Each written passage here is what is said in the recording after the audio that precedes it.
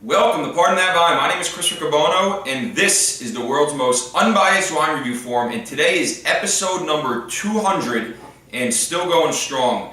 Before I get into the episode, I want to thank everyone. The support's been incredible. The response has been incredible. Things are going great. You know, when I started this, I wasn't sure how long it was going to last, if I was going to enjoy it or not enjoy it, if people were going to enjoy it or not enjoy it. And it seems it's past all expectations, and it really is doing tremendously. So I really appreciate the support, and would appreciate any feedback you have. Shoot me an email. Would love to continue to develop the show. You know, do anything you guys want to kind of make this more fun. I know people have been bothering me about doing live tastings where I send out invitations kind of in New York City or, you know, wherever it may be, and I definitely need to start doing that, and of course more Ustream live tastings. But I do want to thank everyone. It's been a great 200 shows. Today we're tasting South African wines because, as you can tell, it kind of developed as one of my themes over time, and I just do not think that there's enough hype surrounding it in the United States. I mean, I've tasted 3,000 wines this year, and you know, obviously 200 shows. I've tasted wines, went to every grand tasting, tasted wines from every country, was in South Africa, you know, was in different other areas, Napa and Bordeaux a few times, and I'll tell you, they are making some of the greatest wines out there.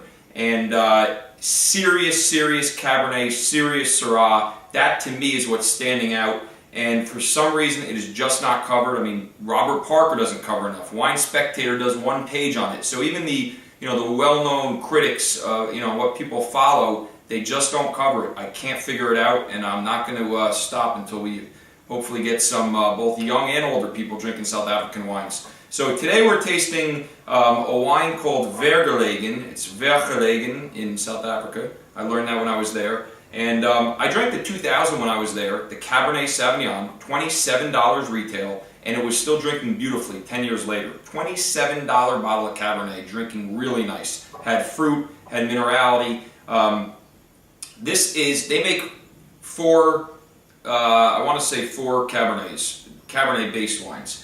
The lower end one is the Milrace. This is the Vergelegen Milrace Cabernet and Merlot. Then they make the Vergelegen $26 Cabernet Sauvignon, and I believe this also has, I think it varies from year to year, but it's predominantly Cabernet Sauvignon.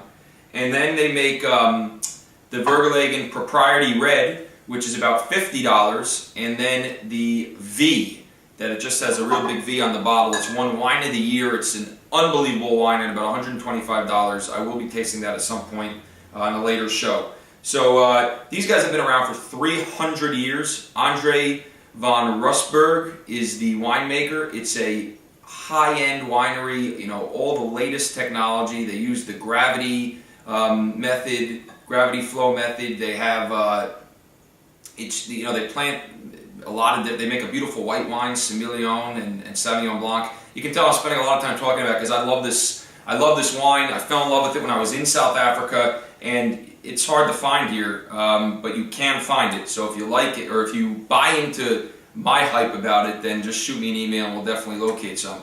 But I'm not going to lie and say that South African wines are not hard, are easy to find in the United States, because they are not. They're very hard to find. Alright, so let's get into this is 2003 Cabernet Sauvignon, $27. John Platter Guide received 4.5 stars out of 5. He's kind of, you know, it's kind of the Bible down there. He's one guy who reviews all the South African wines. It's what people refer to when buying these wines. Actually, I want to start with the lower end wine from a price point, Milrace, Cabernet, and Merlot.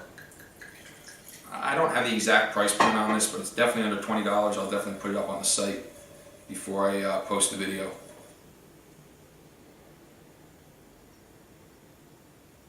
Well, right away you can tell. See, the other day I opened up a South African Syrah for someone who loves wine and knows, you know, a good amount about it. And they tasted it. I didn't tell them what it was. They tasted it, and right away they didn't like it because it had that smoky, earthy, you know, South African terroir, and they just weren't ready for it. And then once I prepared them and talked about it and said, "What do you think about all the different things you're getting?" They loved it. So you got to be ready. This nose is not what people, especially the younger people, are used to smelling. It almost smells like a smoky pizza oven, but the fruit is there. That's not in a bad way. It's just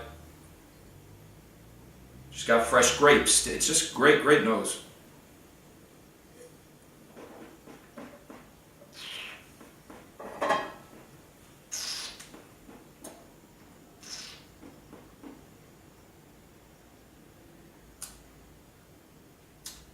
%14 alcohol. 14 months in French oak. This is a textured wine. For this price, now I'm not kidding. I mean, I'm not just saying that because I build this up. And this is a textured wine. This is something I would strongly recommend to people.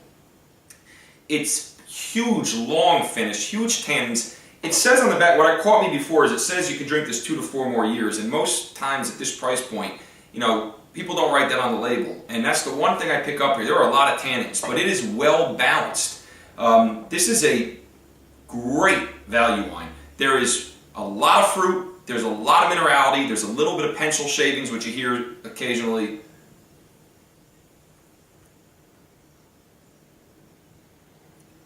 It's a vibrant wine. It's got a long finish. That's a nice wine, Mill Race. Let's put this back here and try the regular Cabernet Sauvignon, $26 price point. Nice dark color, it's an 03, so it's not young, it's not old. Like I said, I drank the 2000. This is the second level up, then you have the Propriety Red, and then you have the Vergelegen V. I think I mentioned these guys have been around for 300 years. And they've constantly, obviously there's been new owners, and now it's a state-of-the-art facility.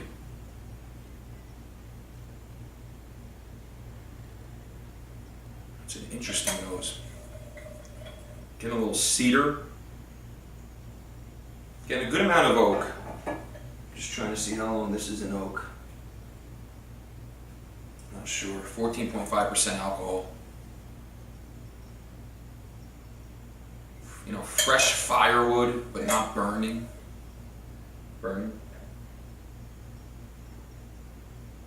Hints of black currant. Nice nose. I'm going on and on because that's nice.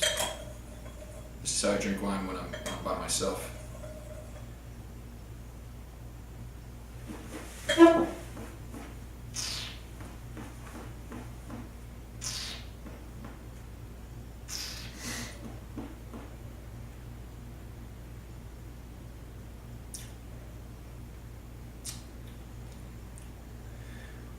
I'm telling you right now, I will be buying a case of this wine. $26. Long finish. Bright cherries on the mid palate. Minerality, earthiness, smokiness. Long finish. Tannins are in balance. I give this wine a 92. People might say, how do I go that crazy about it? And sometimes when I rave about a wine and I give it a 92, people say, how's it not a 98? It sounded perfect. I'm not going to get into, to make a 95-point wine there's certain other things that you're also looking for. But this wine for $26 is awesome. I'm going to give it one more try here. You can shut off the show now. I know it's been a long one, but I'm going to keep tasting it. A lot of wood on the nose.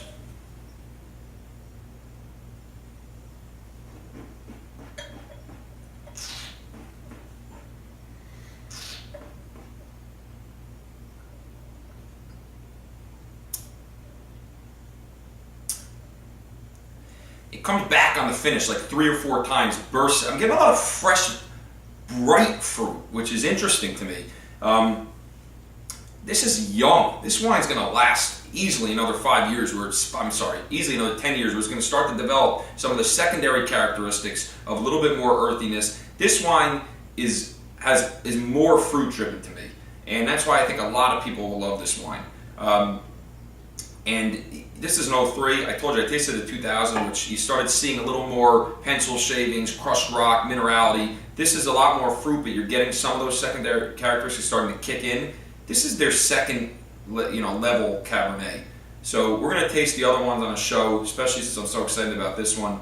But this is a great wine. These guys are just making some tremendous stuff down there. The winemakers won all sorts of awards. They won Wine of the Year, in all different contests. This is a serious place that people need to know about. Anyway, with that, thank you for getting me to 200 shows. Have a great day, and I will see you tomorrow.